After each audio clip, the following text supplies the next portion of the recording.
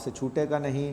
पहला क्वेश्चन देख लेते हैं स्क्रीन पर क्या दिया गया है। तो पहला क्वेश्चन है, भवन के निर्माण पर भुगतान की गई मजदूरी को मजदूरी खाते में डेबिट कर दिया। यहाँ बिल्डिंग के कंस्ट्रक्शन पर वेजेस का पेमेंट किया गया है, लेकिन उसको किस में लिख दिया है, वेजेस अकाउंट में। तो जब हम बिल्डिंग बनाते हैं और बिल्डिंग अगर हम बना रहे हैं तो बिल्डिंग के कंस्ट्रक्शन पर होने वाला एक्सपेंस बिल्डिंग के नाम से लिखा जाता है, क्योंकि ये कैपिटल एक्सपेंडिचर है। तो एंट्री होती है building account debit to cash account, ये एंट्री होना चाहिए, लेकिन ये करेक्ट एंट्री है, ये एंट्री नहीं हुई, बल्कि इन्होंने रॉन्गली क्या कर दी, इन्होंने वेजेस अकाउंट को डेबिट कर दिया। तो वेजेस अकाउंट डेबिट और टू कैश अकाउंट ये इन्होंने एंट्री कर दी, जो कि ये एंट्री क्या है, गलत है। तो अब ये पूछा गया है कि ये किस प्रकार की अशुद्धि है। तो ये अशुद्धि आपकी सैद्धांतिक अशुद्धि मानी जाएगी, मतलब प्रिंसिपल की मिस्टेक मानी जाएगी। लिखना था इसको कैपिटल एक्सपेंडिचर मानकर, लेकिन लिख दिया इन्होंने क्या, इसको रेवेन्यू एक्सपेंडिचर मानकर। मतलब इसको माना जाना था कि ये पूंजीगत व्यय है और एक्चुअली भी ये पूंजीगत व्यय है, तो पूंजीगत व्यय मानकर इसको लिखा जाना था, लेकिन इन्होंने इसको आयगत व्यय मानकर वेजेस अकाउंट में लिख दिया, आयगत व्यय मानकर लिख दिया। तो ये मिस्टेक आपकी क्या हो जाएगी, सैद्धांतिक अशुद्धि हो जाएगी, क्योंकि यहाँ सिद्धांतों की अवहेलना हुई है, प्रिंसिपल की अवहेलना हुई है कि कैपिटल एक्सपेंडिचर को कैपिटल के नाम से लिखना, कैपिटल एक्सपेंडिचर को असेट के नाम से लिखना था, जबकि इन्होंने कैपिटल एक्सपेंडिचर को किस नाम से लिख दिया, इन्होंने वेजेस के नाम से लिख दिया। और वेजेस अकाउंट आपका क्या है, ये आपका एक रेवेन्यू एक्सपेंडिचर है। तो कैपिटल आइटम को रेवेन्यू मानकर लिख दिया जब जाता है तो वो सैद्धांतिक अशुद्धि होती है, मतलब कि वो आपकी प्रिंसिपल मिस्टेक होती है। तो आई होप ये कॉन्सेप्ट आपको यहाँ समझ में आ गई है। क्वेश्चन नंबर 2 देख लेते हैं। फर्नीचर के विक्रेता से फर्नीचर के उधार क्रय पर क्रय खाते को डेबिट कर दिया, मतलब इन्होंने फर्नीचर खरीदा था। तो अब देखिए यहाँ भी जो मिस्टेक हुई है वो आपकी मिस्टेक क्या है, वो भी आपकी यहाँ सैद्धांतिक अशुद्धि है। तो होना था फर्नीचर अकाउंट डेबिट, क्योंकि फर्नीचर खरीदा है, जो खरीदा उसको डेबिट किया जाता है। तो furniture account debit to cash account ये एंट्री होना थी, लेकिन इन्होंने कर क्या दिया, इन्होंने फर्नीचर के उधार क्रय को किस में लिख दिया, क्रय खाते में, यानी परचेस अकाउंट में लिख दिया। तो गलती से मिस्टेक क्या हो गई, इन्होंने गलती से क्या लिख दिया, इन्होंने परचेस अकाउंट को क्या कर दिया, डेबिट कर दिया, और कैश अकाउंट को क्रेडिट कर दिया। तो ये इन्होंने गलती की, क्योंकि परचेस अकाउंट में किसको लिखा जाता है, केवल गुड्स को लिखा जाता है। इन्होंने परचेस अकाउंट में फर्नीचर को लिख दिया। तो ये मिस्टेक भी इनकी सैद्धांतिक अशुद्धि है, मतलब प्रिंसिपल मिस्टेक है। तो आपके सेकंड क्वेश्चन का आंसर यहाँ क्या हो जाएगा, सेकंड क्वेश्चन का आंसर यहाँ प्रिंसिपल एरर हो जाएगा, या एरर ऑफ प्रिंसिपल हो जाएगा। ये एक प्रकार की सैद्धांतिक अशुद्धि है। क्वेश्चन नंबर 3 स्क्रीन पर ले लेते हैं। तलपट का मिलान किस अशुद्धि के बाद भी हो जाता है। तो तलपट का मिलान कई तरह से हो जाता है। तलपट जो है सिर्फ अंक गणती अशुद्धि को बताता है, वो सैद्धांतिक अशुद्धि को नहीं बता पाता, और वो क्षतिपूरक अशुद्धि को भी नहीं बता पाता। तो आपका राइट आंसर क्या हो जाएगा, जिसमें ए और बी दोनों आ जाएं, क्योंकि सैद्धांतिक अशुद्धि वो होती है लिखना था किसी और में और लिख दिया किसी और में, तो उससे क्या होता है, ये कंपेंसेशन हो जाता है। तो सैद्धांतिक अशुद्धि और क्षतिपूरक अशुद्धि वो अशुद्धियाँ हैं जिनका मिलान, जिनको हम गलत कर देते हैं फिर भी हमारा ट्रायल बैलेंस मैच हो जाता है। तो आपका करेक्ट आंसर यहाँ क्या हो जाएगा, डी हो जाएगा, क्योंकि इसमें ए एंड बी दोनों ऑप्शन आते हैं। तो सैद्धांतिक अशुद्धि भी और क्षतिपूरक अशुद्धि भी तलपट के योग को प्रभावित नहीं करते, इसलिए राइट आंसर आपका क्या हो जाएगा, डी हो जाएगा। अब तलपट द्वारा किस अशुद्धि का पता लगाया जा सकता है। तो क्या तलपट से भूल की अशुद्धि का पता लगाया जा सकता है, नहीं लगाया जा सकता। तलपट से सैद्धांतिक अशुद्धि का पता भी नहीं चलता, क्षतिपूरक अशुद्धि का पता भी नहीं चलता। तो राइट आंसर आपका क्या हो जाएगा, डी हो जाएगा। इनमें से कोई नहीं, क्योंकि किसी भी अशुद्धि का पता तलपट के द्वारा नहीं लगाया जा सकता। तलपट सिर्फ मैथमेटिकल एक्यूरेसी को बताता है या अर्थमेटिक एक्यूरेसी को बताता है, और ये अर्थमेटिक एक्यूरेसी का ही प्रूफ है, मतलब अंक गणितीय शुद्धता का प्रमाण तलपट है। और तलपट को हिंदी में हम परीक्षा सूची भी कहते हैं, इंग्लिश में जबकि इसका एक ही नाम है ट्रायल बैलेंस, और ये लेज़र के बैलेंसेस के आधार पर बनाया जाता है। इसके बाद हम स्क्रीन पर अगले क्वेश्चन देख लेते हैं। अब ट्रू और फॉल्स आ गए हैं, तो ट्रू और फॉल्स को भी समझ लेते हैं। ट्रू और फॉल्स से क्या होता है, तो ट्रू और फॉल्स से हमें कॉन्सेप्ट क्लियर कर सकते हम। और ये छोटी छोटी चीज़ें जब आप समझने लगेंगे तो एग्ज़ाम में आपको करेक्ट और इनकरेक्ट की पहचान हो जाएगी। तो अभी भी हम ट्रू और फॉल्स के ज़रिए अपनी कॉन्सेप्ट को क्लियर कर रहे हैं। तो किसी भी चीज़ को अकाउंट में छोटा समझ करना छोड़िए, एक लाइन का जो फैक्ट होता है वो भी एक क्वेश्चन को सही करने के लिए काफ़ी होता है। इसलिए हमने जो आपको एनालिटिकल थिंकिंग के बेसिस पर जो डेली हम अपने पेड कोर्स में स्टूडेंट को प्रोवाइड कर रहे हैं, ट्रू और फॉल्स प्रोवाइड करते हैं, मैच दी कॉलम प्रोवाइड करते हैं, इसके साथ साथ एमसीक्यूज़ होते हैं, फिल इन दी ब्लैंक्स होते हैं और वन वर्ड सेंटेंस होते हैं।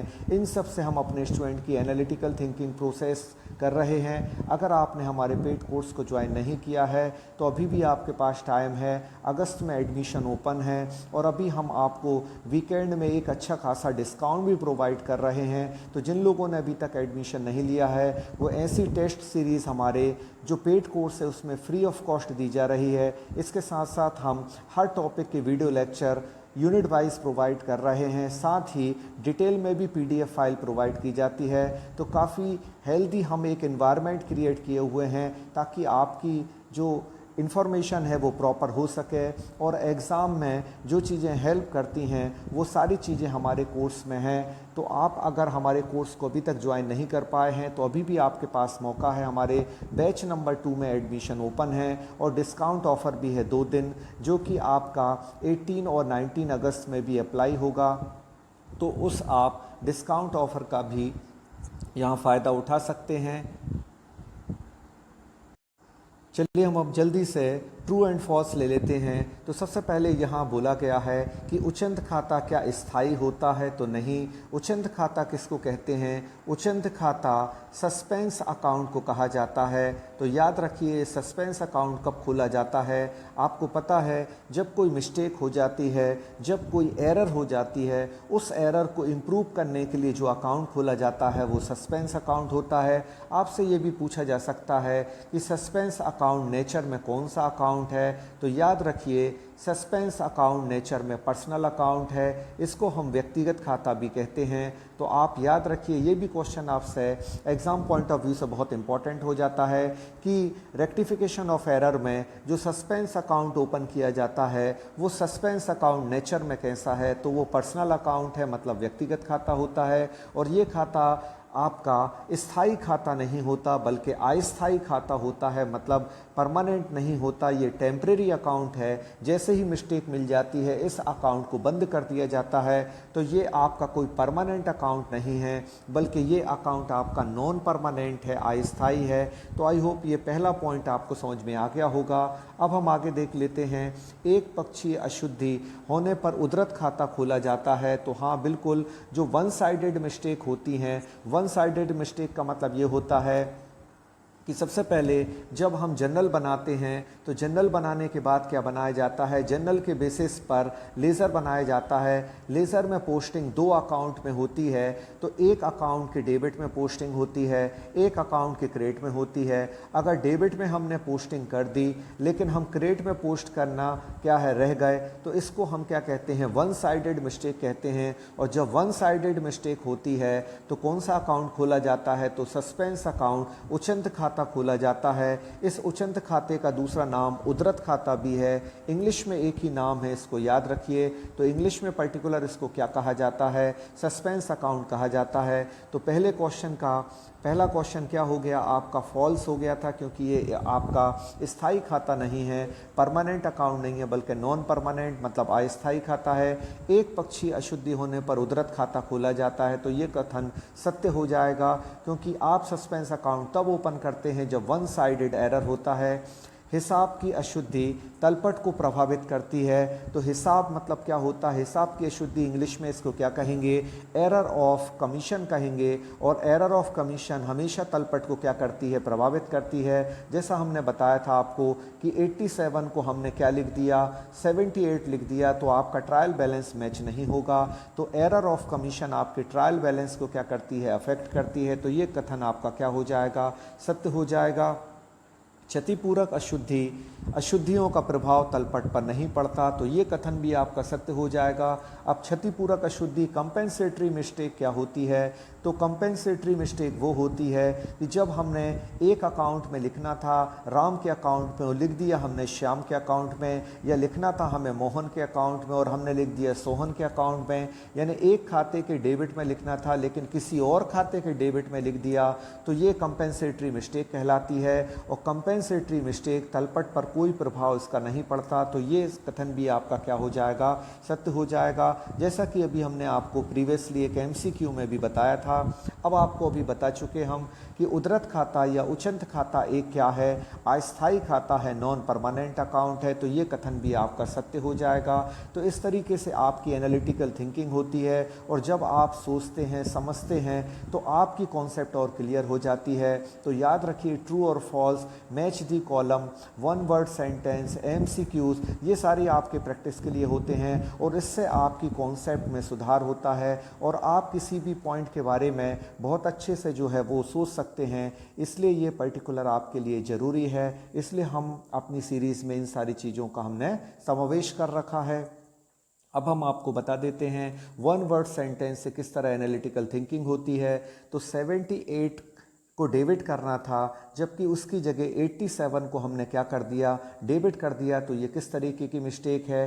तो 78 को अगर हमने 87 लिखा तो ये कहाँ लिखा, जनरल में लिखा, तो जनरल आपकी प्रारंभिक लेखा बहियों की अशुद्धि है। और जब हम 78 को यदि हम क्या लिख दें, 87 लिख दें, तो ये मिस्टेक कौन सी होती है, ये आपकी एरर ऑफ कमीशन यानी कि आपकी हिसाब किताब की अशुद्धि कही जाती है।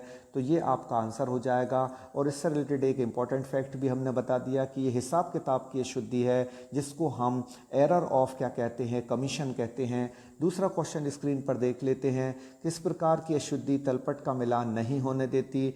तो अभी हमने आपको बताया कि एरर ऑफ कमीशन जो होता है, जैसे 78 को हमने 87 लिख दिया तो हमारा ट्रायल बैलेंस मैच नहीं होगा। तो ट्रायल बैलेंस को मैच नहीं होने देने वाली कौन सी एरर है, तो उसको हम एरर ऑफ कमीशन कहते हैं, जिसको हम हिसाब किताब की अशुद्धि कहते हैं। ये एरर ऑफ कमीशन कहलाती है जहां आंकड़ों को गलत लिख दिया जाता है। उद्धृत खाता किस प्रकृति का खाता है, तो अभी हमने आपको बताया कि जो आपका सस्पेंस अकाउंट है वो आपके नेचर में कैसा होता है, तो वो आपका पर्सनल अकाउंट है और नॉन परमानेंट अकाउंट है, ऐसा भी अभी हमने आपको बताया है। अब इसके बाद क्रय किए गए माल का लेखा नहीं किया गया, तो ये किस प्रकार की अशुद्धि है। माल हमने खरीदा था लेकिन इसको रिकॉर्ड ही नहीं किया गया, तो किसी भी चीज़ को जब रिकॉर्ड नहीं किया गया तो वो एरर ऑफ क्या कहलाएगा, वो एरर ऑफ ओमिशन कहलाएगा। और ओमिशन का मतलब होता है भूल चूक की अशुद्धि, क्योंकि रिकॉर्ड करना ही हम भूल गए, तो ये एरर ऑफ ओमिशन कहलाएगा। फिर वो कौन सी अशुद्धि है जो एक दूसरे की अशुद्धि के प्रभाव को क्या कर देती है, समाप्त कर देती है। मतलब एक मिस्टेक एक अकाउंट में हमें लिखना था राम के नाम से, लिख दिया हमने श्याम के नाम से, या लिखना था हमें मोहन के नाम से और लिख दिया हमने सोहन के नाम से। तो इस प्रकार की अशुद्धि क्या होती है, जो अशुद्धि है उसके प्रभाव को समाप्त कर देती है।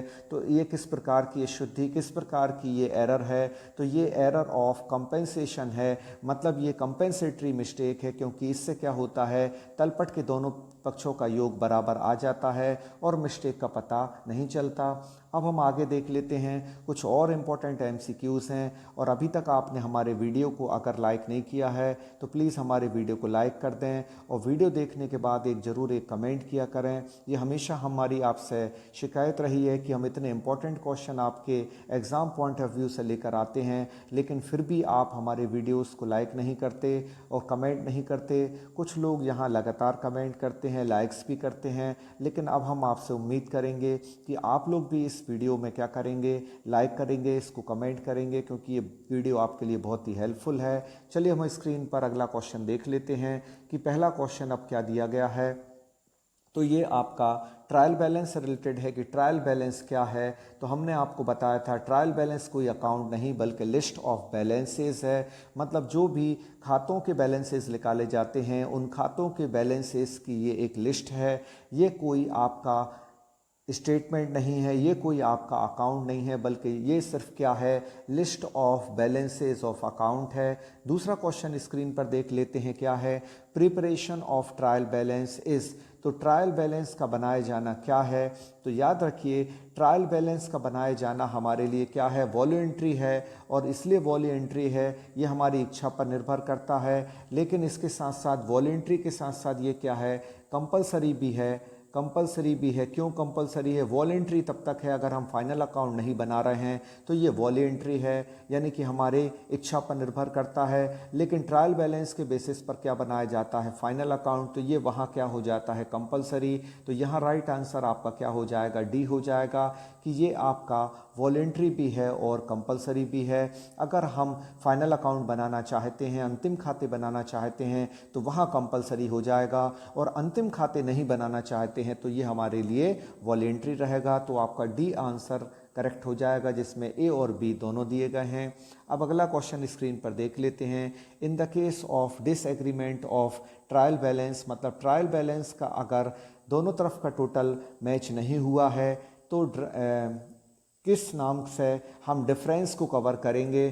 तो यहाँ लिखा गया in the case of disagreement of trial balance the amount of difference is transferred as temporary to, तो ये आ जाएगा आपका सस्पेंस अकाउंट। हमने आपको बताया था कि यदि ट्रायल बैलेंस का टोटल बराबर नहीं आता तो कौन सा अकाउंट ओपन कर दिया जाता है? Suspense account. अगर डेबिट में कम है तो डेबिट में सस्पेंस अकाउंट आ जाएगा, और ट्रायल बैलेंस के अगर क्रेडिट में कम है तो क्रेडिट में सस्पेंस अकाउंट आ जाएगा।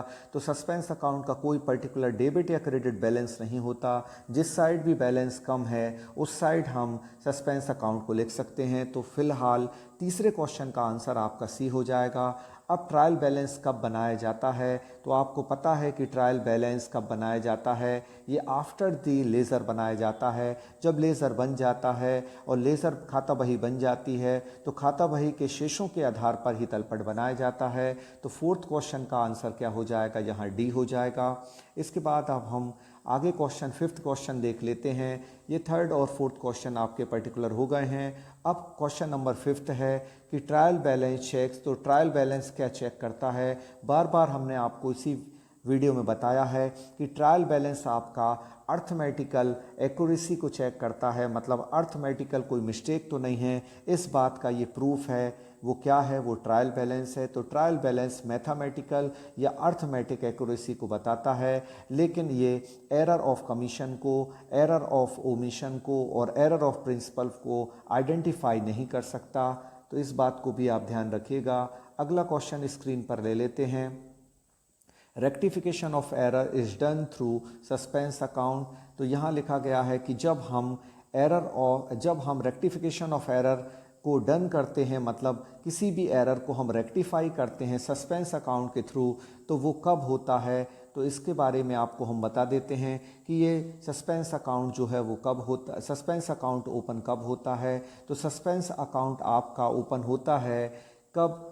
ट्रायल बैलेंस बनाने के बाद ओपन होता है। तो ट्रायल बैलेंस जब हम बना लेते हैं और ट्रायल बैलेंस का बैलेंस जब मैच नहीं होता तो हम सस्पेंस अकाउंट ओपन करते हैं। तो इसमें क्या आपका राइट आंसर हो जाएगा? चार ऑप्शन आपको दिए गए हैं, वो देख लेते हैं। After the accounts have been balanced, before preparation of trial balance, after preparation of final account और after preparation of trial balance. तो after preparation of trial balance ये आपका करेक्ट आंसर हो जाएगा, क्योंकि हमें मिस्टेक का पता कब चलता है? जब हम ट्रायल बैलेंस बना लेते हैं, और ट्रायल बैलेंस बनाने के बाद हमें ये रेक्टिफिकेशन ऑफ एरर हम सुधारते हैं और सस्पेंस अकाउंट को ओपन कर देते हैं। इसके बाद on the purchase of old furniture the amount ₹1000 is spent on repairs, its repair should be debited to. यहाँ क्वेश्चन में कहा गया है कि on purchase of old furniture the amount ₹1000 is spent on its repair. तो अब इसको समझ लें। अगर हम यहाँ दो तरह का फर्नीचर हो सकता है, एक फर्नीचर नया हो सकता है और एक फर्नीचर आपका क्या हो सकता है? पुराना हो सकता है। तो पुराने फर्नीचर को अगर हमने 1000 रुपये स्पेंड करे और रिपेयरिंग को हमने अगर लगाया तो वो एक्सपेंस क्या होगा? तो याद रखिए, अगर हमारा पुराना फर्नीचर है, पुराने फर्नीचर पर यदि हमने क्या किया है, अगर यहाँ पुराने फर्नीचर पर अगर हमने पैसे खर्च किए हैं और रिपेयरिंग पर खर्च किए हैं तो आपका क्या होगा, तो यहाँ फर्नीचर अकाउंट डेबिट होगा। तो याद रखिए ये फर्नीचर अकाउंट दिया गया है, यहाँ पी दिया था, इसको हम एफ कर देते हैं।